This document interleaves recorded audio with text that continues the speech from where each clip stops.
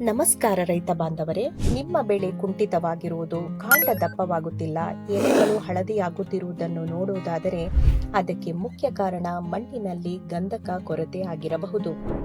ಗಂಧಕ ಬೆಳೆಗೆ ನೈಸರ್ಗಿಕ ಗೊಬ್ಬರದಂತೆ ಕೆಲಸ ಮಾಡಿ ಪ್ರೋಟೀನ್ ಉತ್ಪಾದನೆ ಹೆಚ್ಚಿಸುತ್ತದೆ ಮತ್ತು ಸಸ್ಯದ ಚಯಾಪಚಯ ಕ್ರಿಯೆಯಲ್ಲಿ ಪ್ರಮುಖ ಪಾತ್ರ ವಹಿಸಿ ಬೆಳೆಯ ಗುಣಮಟ್ಟವನ್ನು ಹೆಚ್ಚಿಸಲು ಸಹಾಯ ಮಾಡುತ್ತದೆ. ಗಂಧಕದಿಂದ ಕಬ್ಬು ಹೆಚ್ಚು ರಸಯುಕ್ತವಾಗುತ್ತದೆ.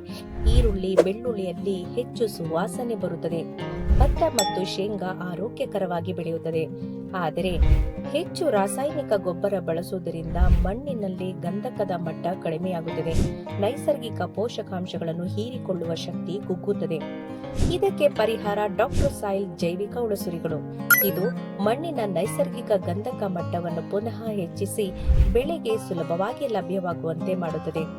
ಜೈವಿಕ ಉಳಸುರಿಗಳು ಮಣ್ಣಿನ ಸೂಕ್ಷ್ಮಾಣು ಜೀವಿಗಳ ಚಟುವಟಿಕೆಯನ್ನು ಉತ್ತೇಜಿಸಿ ಗಂಧಕ ಬೆಳೆ ಸುಲಭವಾಗಿ ಹೀರಿಕೊಳ್ಳಲು ಸಹಾಯ ಮಾಡುತ್ತದೆ. ನಿಮ್ಮ ಮಣ್ಣಿನ ಆರೋಗ್ಯವಿದ್ದರೆ ಬೆಳೆ ಹೆಚ್ಚು ಲಾಭದಾಯಕ. ಗಂಧಕ ಸಮತೋಲನದಿಂದ ಬೆಳೆಯ ಗುಣಮಟ್ಟವೂ ಉತ್ತಮ. ನೈಸರ್ಗಿಕವಾಗಿ ಉತ್ತಮ ಬೆಳೆಗಾಗಿ ಗಂಧಕದ ಲಭ್ಯತೆ ಹೆಚ್ಚಿಸಿ. ಹೆಚ್ಚಿನ ಮಾಹಿತಿಗೆ ಹಿಂದೆ ಈ ವಿಡಿಯೋದಲ್ಲಿ ನೀಡಿರುವ ಸಂಖ್ಯೆಗೆ ಸಂಪರ್ಕಿಸಿ.